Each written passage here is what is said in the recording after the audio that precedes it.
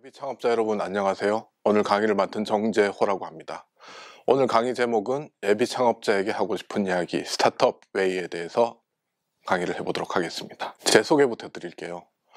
저는 원래 대기업에서 사업 개발을 한 15년 정도 했고요. 그 이후에 스타트업 생태계에서 어떻게 하든 발을 붙이고 스타트업과 같이 생활을 하고 싶은 욕구가 있었습니다. 스타트업 생태계를 이야기를 하면 크게 투자하는 벤처 캐피탈, 그 다음에 학교도 포함되겠지만 각 지역에 있는 혁신센터라던가 또 지원기관들, 다양한 기관들이 스타트업을 돕고 있는데요. 이 생태계의 핵심은 주인공은 결국 스타트업입니다. 스타트업을 직접 창업하거나 아니면 스타트업에 들어가서 일을 하는 방법이 있겠죠. 저는 좀 욕심이 많아서 세 가지를 한꺼번에 다 하고 있습니다. 스타트업을 투자하고 육성하는 역할로는 고려대학교에서 주로 학부 스타트업들을 지원하는 코치하는 역할을 하고 있고요. 그 다음에 엑셀러레이터라는 단어가 있는데요.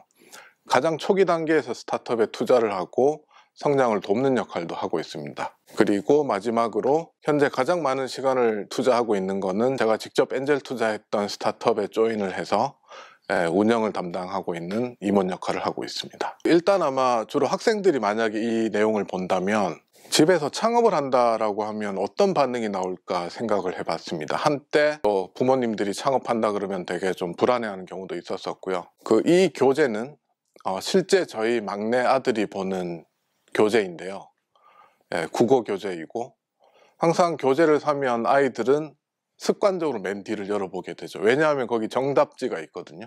저희는 어릴 때부터 이제 정답을 찾는 연습을 계속 하는 것 같아요. 심지어 그게 국어든 문학이든 어떻게 보면 각자 해석에 따라 그 내용이 다를 수 있는데 그럼에도 불구하고 시험을 위해 정답을 찾게 되는 거죠. 우리는 이제 이런 삶을 살다 보니까 뭔가 불확실하고 답이 없는 것 같은 스타트업에 들어가면 부모님들이 걱정을 하기 시작하시고 옆집에 누구는 삼성 간대는데 옆집에 누구는 공무원 시험 된다는데 너는 불효를 하려 그러냐 이런 이야기를 하시죠. 실제 저도 마찬가지예요. 저 이제 40대 중반이 이미 넘었는데 스타트업 생태계로 나와서 명함 몇 개를 드렸더니만 부모님들이 이해를 잘 못하시더라고요. 왜 나왔냐. 그러다가 일주일에 한 번 가는 겸임교수 명함을 드렸더니만 이제 네가 교수냐라고 이렇게 좋아하셨던 그런 예도 있고요. 첫 번째 이야기부터 먼저 해볼게요. 스타트업 웨이 첫 번째 이야기. 앞에서 잠깐 힌트를 드렸지만 사실은 정답이 없습니다. 정답이 없는 상황에서 뭔가 정답을 찾아가는 과정이다 보니까 되게 힘들고 지치고 끈기도 필요하고 체력도 필요하고 그러다가 정말 정답을 못 찾는 경우도 생기거든요. 사업이 다 잘 될 수는 없으니까 그때 이 정도면 됐다, 그만하고 다른 방법을 찾아야 되겠다. 그게 이제 스타트업의 첫 번째 핵심일 것 같고요. 대부분 엔터프러너십 또는 창업이라고 이야기를 하면 부모님들이 이런 이야기를 하죠. 또 주변의 친구들도 마찬가지고, 야, 네가 창업을 한다고? 야, 창업가 DNA는 타고나는 거야. 그거 아무나 하는 거 아니야. 야, 창업을 한다 그러면 그거 뭔가 배팅을 하고 과단성 있고 술도 잘 먹고 사람도 많이 만나고 엄청난 외향성을 가져야 창업할 수 있는 거 아니야? 너는 조용히 앉아서 일하는 스타일이잖아. 그런 이제 DNA 같은 이야기를 많이 하는데 또 하나는 이런 거죠. 이거는 일부 영역에서는 맞는 이야기인 것 같기도 한데, 야, 투자 받으려면 좀 스카이 정도 나오고 인맥이 좋아야, 학맥이 좋아야 스타트업 투자 받고 잘 가는 거 아니야? 그런 말씀들을 하시죠. 자, 그런데 이제 엔터프러너십을 우리가 잘못 해석을 하고 있어요. 대부분 SHIP라는 전미어가 붙으면 뭔가 정신, 자질 이렇게 해석을 하시는데 이 강의 보시면서 시간이 되시면 구글링 한번 해보세요.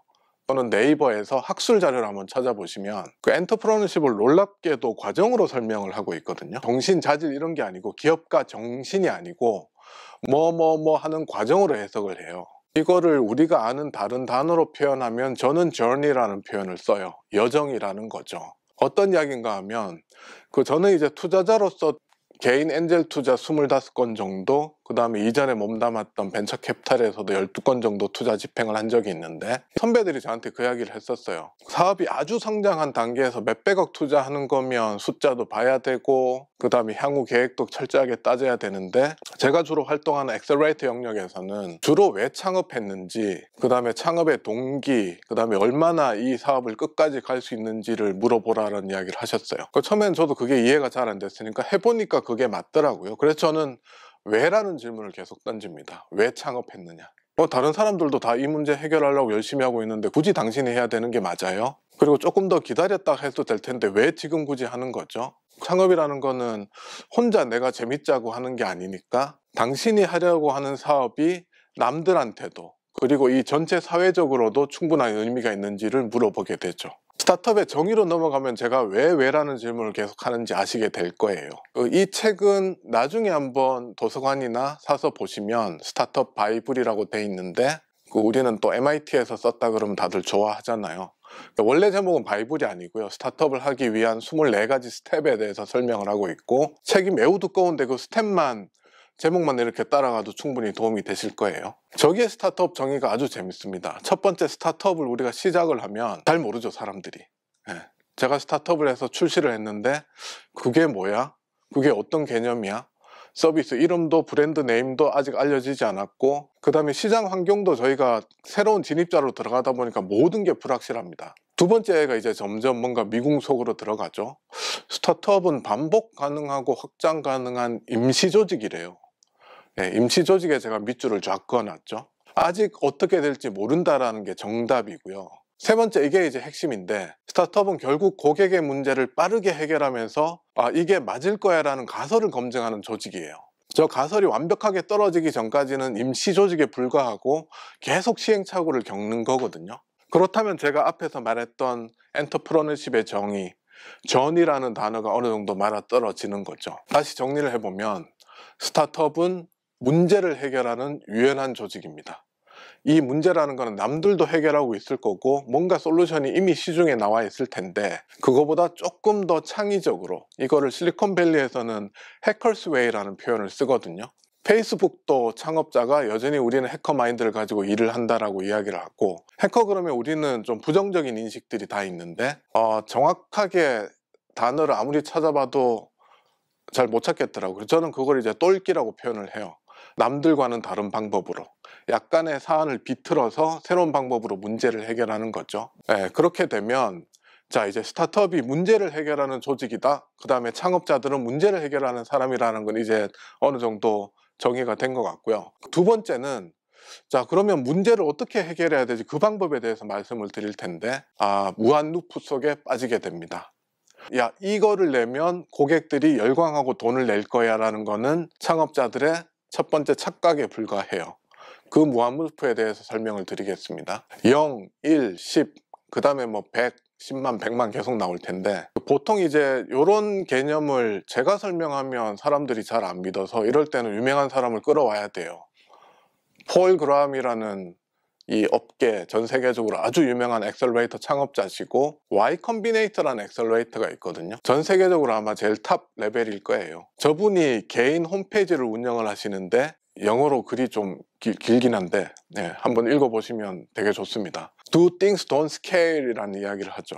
저 제목에서 전 좀 이렇게 신기했어요. 대부분의 엑셀러레이터나 투자자들은 사업을 빨리 키워서 유니콘이 되는 걸 바라는데 첫 시장 단계를 작게 시작하라고 계속 이야기를 하시거든요. 그게 어떤 내용인가 하면 그 스타트업은 0에서 시작합니다. 우리는 아무것도 없어요. 제품도 없고 서비스도 없고 우리가 하려는 일이 먹히는지도 모르겠고 그거를 고객 관점에서 바라보면 우리의 고객은 빵이죠.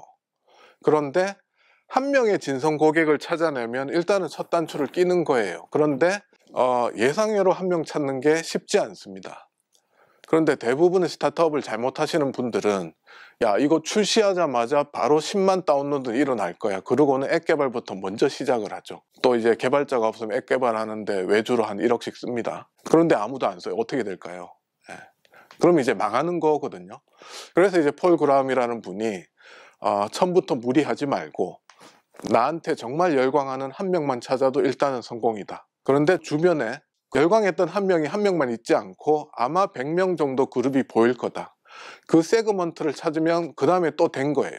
그 똑같은 고객한테 이제 확장하는 거는 그 다음부터는 쉽다라고 이야기하는 건 약간 어폐가 있겠지만 상대적으로 우리는 고객을 아니까 어떻게 돈을 쓰고 어떻게 마케팅을 하면 고객이 늘어난다라는 건 알 수 있는 거죠.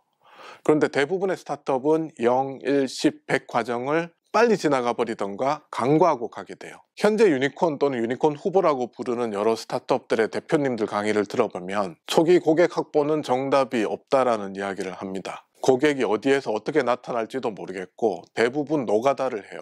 직방 대표님 강의도 들어보니 진짜 가가호호 벨 누르면서 정말 이 원룸 매물로 내놓으신 거 맞냐라고 확인을 했고, 그렇게 해서 DB를 정제를 했고요. 당근마켓 대표님도 강연하는 거 들어보면 본인이 다니던 회사 1층 카페에서 지나가는 이전 회사 직장 직원들 불러놓고 중고 물품 하나만 올려달라고 그렇게 다들 시작을 해요. 그러다가 이제 뭔가 딱 맞는 솔루션을 찾아내면 그때 이제 무한 확장을 하는 개념인 거죠. 자, 그러면 이제 프로세스가 나왔어요. 어떻게 하든 고객 만나면서 시행착오 걷게 되고, 제가 이제 한 명 이야기했는데 이제 페르소나라는 단어를 업계에서는 써요. 그 다음에 그 검증된 데이터를 기반으로 마켓을 찾아내고 확장을 하는 거죠. 저도 뭐 겸임 교수 생활을 하고 경영학과 학생이고 경영학과 MBA를 했는데 대부분 학교에서는 아쉽게 이제 탑다운 어프로치를 좀 많이 가르쳐요. 그리고 직장에서도 또는 전문직으로 아주 공부를 많이 하신 분들은 주로 이제 좀 거시적인 안목에서 시장을 바라보는 관점이 있거든요. 아, 이게 시장 규모가 글로벌 사이즈로 뭐 몇 조야, 한국은 어떻게 흘러가고 있어, 그래서 우리가 진입하고자 하는 시장은 한국에서 1조가 형성이 돼 있어. 그게 이제 탑다운 어프로치예요. 저게 잘못됐다라는 이야기를 드리는 건 아니고요. 우리는 큰 그림을 봐야 하니까. 그런데 아쉽게도 현재 형성된 1조 시장은 스타트업하는 저하고는 전혀 관계가 없어요. 남의 시장인 거죠. 우리는 왜? 제로에서 시작을 하니까. 그럼 우리가 해야 되는 접근은 1명 찾고 100명 찾고, 자, 100명이 나한테 매년 10만 원 정도는 우리 제품을 쓴다 그러면 그 100명이 과연 전국에 몇 명이나 있을까? 바텀업 어프로치를 하는 거예요. 이 두 가지를 계속 맞추기 위해서 이 원을 제가 지금은 노란 선 하나로 표현했지만 저게 한 100번 정도 나올 거거든요. 고객 하나 찾아서 우리 솔루션 던져보고 이게 팔릴지 안 팔릴지 물어보고 안 되면 다시, 그 과정을 겪다 보면 아, 우리 시장이 우리 제품에 열광하는 100명이 전국적으로 한 100만 명이 되고 이 사람들이 연간 얼마를 소비해 줄 거야. 아, 그런데 우리가 역산을 해보고 다른 자료를 봤더니만 내 말이 맞았어. 글로벌 시장이, 국내 시장이 어떻게 형성이 되고 커가고 있어. 그렇게 이제 마켓 세그를 찾아내는 과정이에요. 원을 100번 이상 그리는 겁니다, 여러분. 자, 세 번째로 넘어가면, 자, 우리는 이제 스타트업이 뭔가 스마트한 아이디어 가지고 원샷에 문제 해결이 되지 않을 거다라는 것도 알았고, 내가 뭔가 이 집착과 문제 해결을 위한 끈기가 있다 그러면 원을 100번 정도 그리라는 것도 알았어요. 자, 그러면 이제 사업이 기본적으로 런칭은 될 거예요. 그럼 이제 마지막 방법인데, 제가 처음에는 이제 스타트업이 임시 조직이라고 이야기를 했지만 제품이 출시가 되고 서비스가 나오기 시작되면 그때부터는 엄청난 책임감이 생깁니다. 과거에 우리가 취미처럼 친구들하고 재밌게 하던 거랑은 어프로치가 달라야 돼요. 스타트업이 결국은 이제 기업이 되는 과정을 설명을 드릴 텐데요. 처음에 이렇게 시작을 하죠. 대부분 동아리에서 친구끼리, 선후배끼리, 또는 뭐 가족들이 시작을 하기도 하고, 아니면 혼자 1인 기업으로 하기도 하죠. 그러다가 어느 정도 제품이 출시가 되고 모양을 갖추면 드디어 이제 법인이라는 게 됩니다. 법인은 개인이 아니에요. 법인 등록을 한다라는 이야기는 법적인 실체로 회사가 생긴다라는 이야기고, 서비스가 나오려면 첫 번째 직원이 생기죠.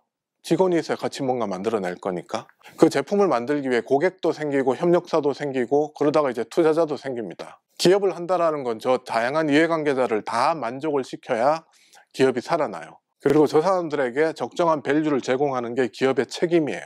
이거 엄청나게 무거운 이야기거든요. 만약에 우리가 스타트업을 했는데 직원 월급을 못 준다? 의미가 있을까요? 최저임금도 못 맞춰준다? 악덕이죠. 그래서 스타트업을 해서 문제 해결을 하고 서비스가 나오면 지금부터는 엄청난 책임감을 가지고 사업을 하시라는 말씀인 거고요. 성공한 스타트업, 제가 투자했던 회사들 중에 잘된 데를 찾아보면 저 과정까지 가기 위해서, 또 다양한 이해관계자를 만족시키기 위해서 엄청나게 자기 주도적으로 일을 하고 투명하게 회사 경영을 해요. 제가 스타트업은 대개 책임감의 실체라고 이야기를 하면 조금 부담도 느끼시겠지만, 만약에 내가 남이 시키는 이야기를 그냥 수동적으로 하기보다는 나는 약간의 이 무거운 십자가를 지고 내가 스스로 뭔가 일을 끌어내고 나와 같이 팀플레이를 하면서 상대방을 만족시킬 수 있다 그러면 아마 취직하는 것보다 단기간에 더 많은 인생의 맛을 알 수 있을 거예요. 그 다음에 이제 스타트업이 커지면서 뭐 정보 공유 평등하게 하고 투명하게 하고, 그 다음에 기업으로서 좀 존경받을 일을 하면 아마 여러분들의 스타트업 삶도 훌륭하게 마무리되지 않을까, 그렇게 생각을 하고 있습니다. 그래서 저는 이제 세상을 바꾸는 게 기업가라고 생각을 하고 있고요. 보통 이제 기업가라고 그러면 아마 선배들의 잘못일 텐데 되게 악덕하고 뭔가 돈만 챙기고 그럴 것 같지만 사실은 그렇지 않아요. 그 기업가들이 다양한 혁신적인 서비스를 냈기 때문에 우리의 삶도 풍요해진 거고, 또 경우에 따라서는 취직을 하면 기업가들 덕분에 또 우리도 월급을 받고 사는 거니까 좀 큰 꿈을 가지고 한번 도전해 보시면 좋겠습니다. 네, 여기까지였습니다. 감사합니다.